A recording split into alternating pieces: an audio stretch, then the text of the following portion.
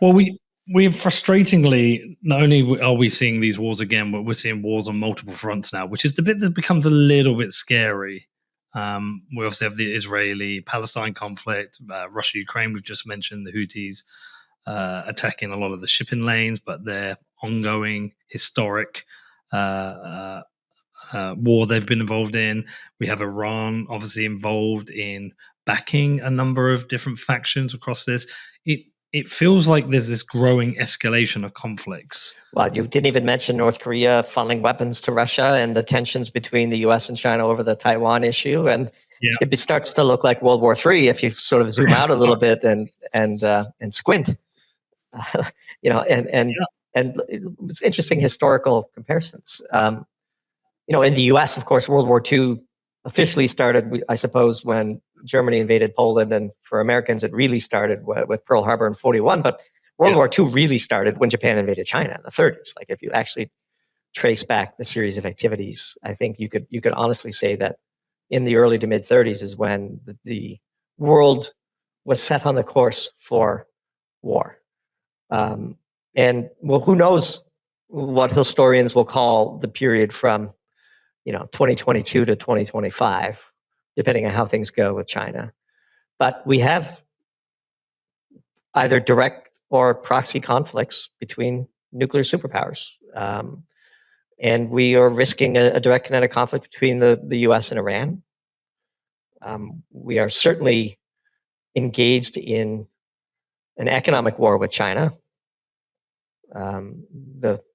The cyber attacks of earlier late last week were interesting to us. Again, a piece we've researched but we have not written is on the whole fentanyl issue. This is an act of war in our view. This is a biochemical act of war in the United States by China. The precursors are made in China. It's only really affecting Canada and the US. And it all either goes directly from China to the US or through Mexico and the border.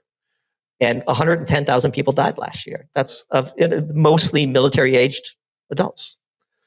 China could shut that down tomorrow. Nothing happens in China without the CCP's blessing. You saw what they did with Bitcoin miners, and if they make a decision, they know where everybody is.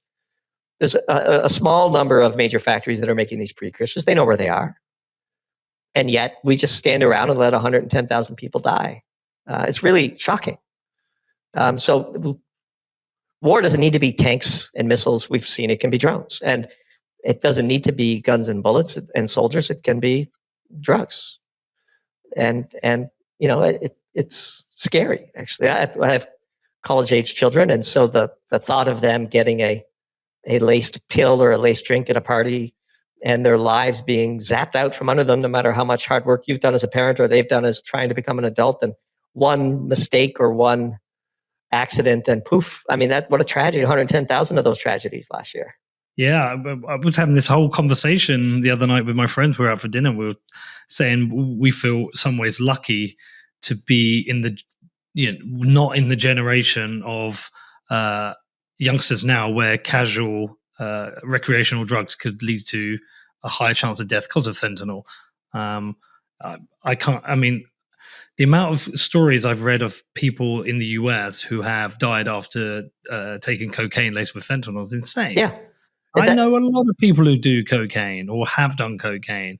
I wouldn't go near the stuff now. Maybe I would have before, but certainly wouldn't go near it now just for it's not worth the risk. Well, it's roulette. Here's the thing, Peter, that again, we researched it and then decided not to write it. And because it's just not what people come to Doomberg for. But it interested me because what interested me is I saw a New York Times article where they just casually reported that we were negotiating with China in return for concessions for how hard they would crack down on the fentanyl producers, which tells me that the Chinese know how to crack down on the fentanyl users. So what are we doing? Why are we even negotiating? Like, you want to talk about a true cause for war. There's one. Like, a foreign adversarial government is knowingly poisoning 100,000 of your people. By the way, as a drug dealer, there's no benefit to fentanyl. You're killing your customers. Mm-hmm. Right? The whole point. It's like a disease that it kills its host too quickly. Burns itself out rather quickly, which is why all of these Ebola scares are often overblown and never really find their way around the world. Yeah, but have you read the Freakonomics on the drugs trade? That often isn't some the right rationality. Oh, sure. I'm just saying, like, there's no other explanation for fentanyl's proliferation in the U.S. than it's by design. That's our conclusion after researching the issue for a couple months.